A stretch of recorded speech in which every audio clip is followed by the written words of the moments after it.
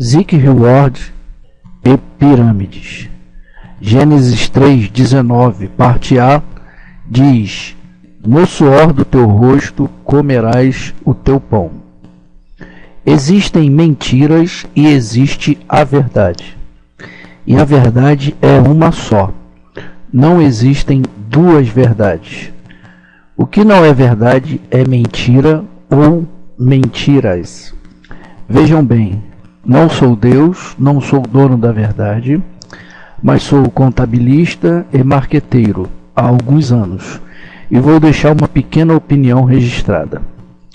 Muitos que hoje fazem marketing multinível conheceram o caso anterior, que mexeu não só com o Brasil, mas com dezenas de países, a então Zeke Reward.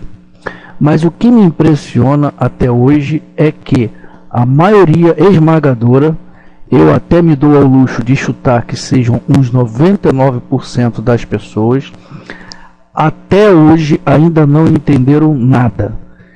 Isso dito inclusive em sites que ainda registram o caso, onde pessoas esclarecidas explicam em detalhes o ocorrido, trazendo inclusive informações dos Estados Unidos, mas declarando ainda não entenderem bem o que aconteceu, como no caso da postagem deste site, lucrardecasa.com/Zeke-Reward-acabou. O autor diz: esquema Ponzi ou pirâmide ficou bem mascarado pelo leilão de centavos, já que as pirâmides tradicionais envolvem apenas dinheiro e não mercadorias, ou outra forma de rentabilização dos investimentos. De qualquer forma, olha o que o autor diz do site: não sei explicar a vocês o porquê a Zeke Reward foi considerada um esquema Ponzi.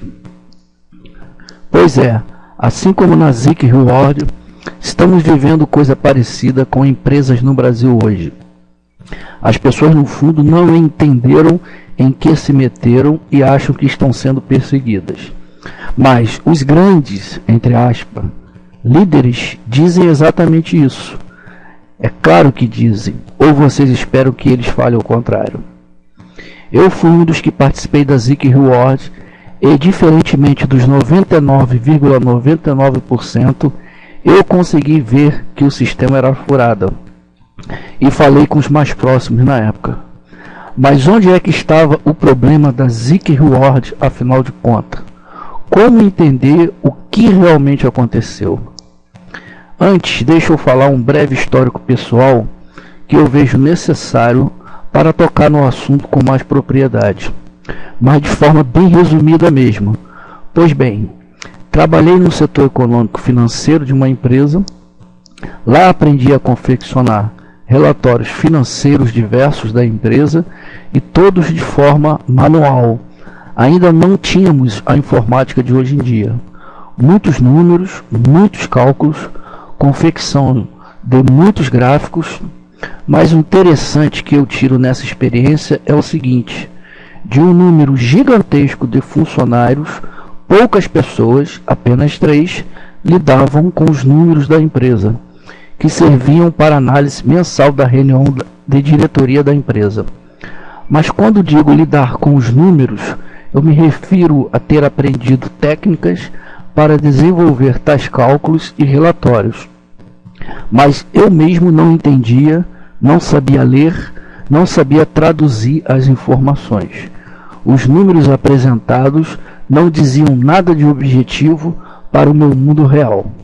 Só anos mais tarde, isso porque continuei atuando em outras empresas em setores parecidos, consegui desenvolver a habilidade e conhecimento suficiente para fazer com que os números falassem algo para mim.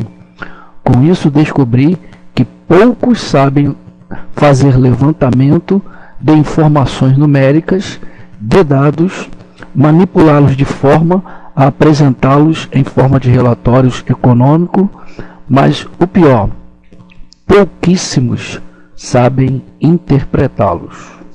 Onde quero chegar com isso? Exatamente no ponto que fez e faz até hoje a maioria das pessoas não terem entendido nada do que aconteceu com a Zig Hewer. Lembro com toda clareza que nas conferências da Zig Hewer, um famoso líder então que dava as palestras, insistia muito e até se dizia bravo, de certa forma, com as pessoas que faziam projeções do negócio.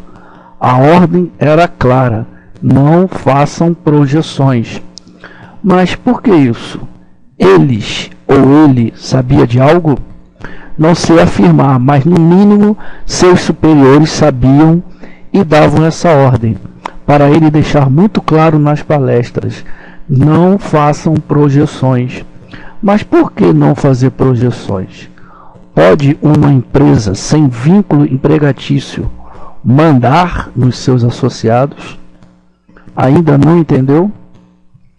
Eram nas projeções, na montagem racional dos números, dos valores e, mais ainda, na leitura correta das projeções, que se enxergava que o sistema era furado, era uma pirâmide e ia quebrar cedo ou tarde.